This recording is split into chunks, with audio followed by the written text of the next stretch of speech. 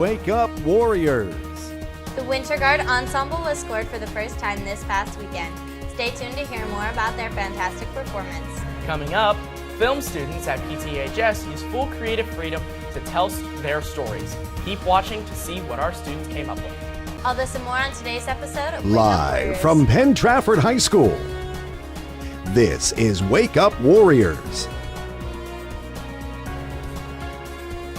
Wake Up Warriors starts now.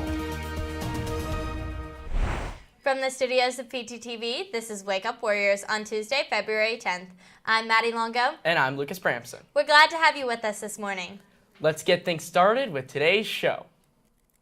The high school Winter Guard Ensemble traveled to Norwin High School to compete in the WGI Preliminary and Finals, presenting this year's production, Star-Crossed, a performance retelling of the classic tale of Romeo and Juliet.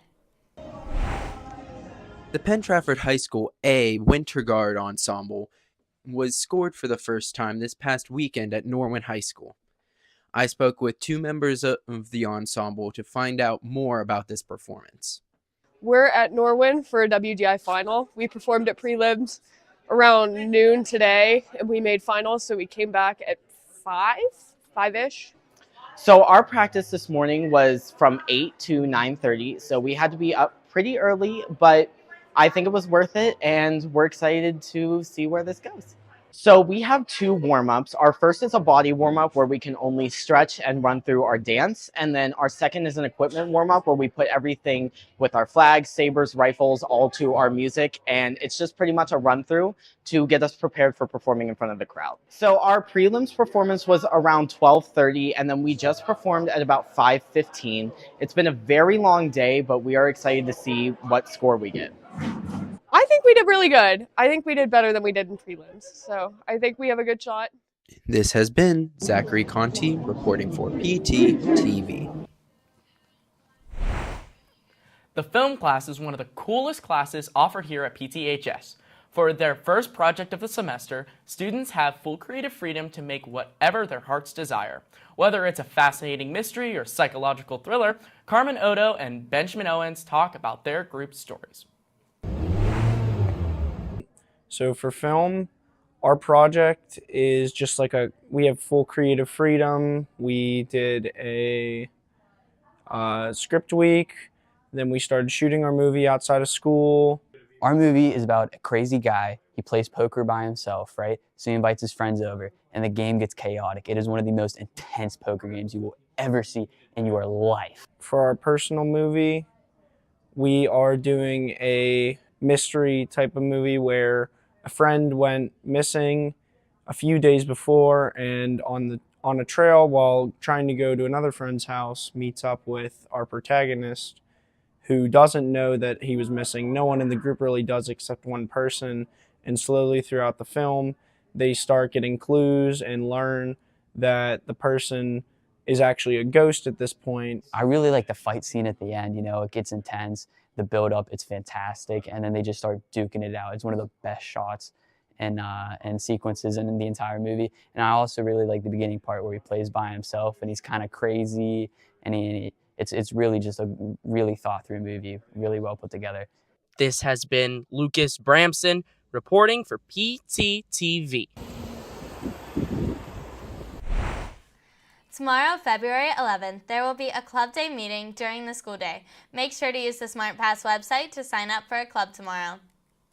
Are you interested in competing in esports this spring? There will be a mandatory esports meeting on Wednesday, February 11th after school in room 128. Spring titles include Valorant, Rocket League, Fortnite, Marvel Rivals, Smash, and Overwatch. If you cannot attend but are interested, please let Mr. Carlisle know. February just started, and Valentine's Day is right around the corner. The Spanish National Honor Society is selling carnations during all lunches from now until February 16th. Here's Senora Alba in her first period AP Spanish class to show why you should buy one. Senora Alba, what are these carnations? Well, Lucas, the SPNHS is selling red carnations for Valentine's Day.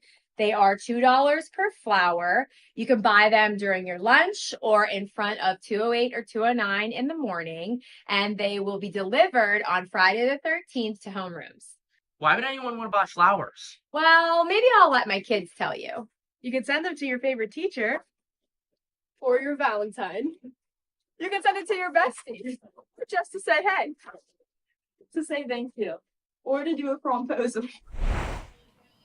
The Future Teachers of America Club is spreading kindness and love this Valentine's Day and are welcoming anyone, students, teachers, clubs, and more to make Valentines and drop them off outside of room 105, the preschool classroom. Make sure to add a kind message to these Valentines.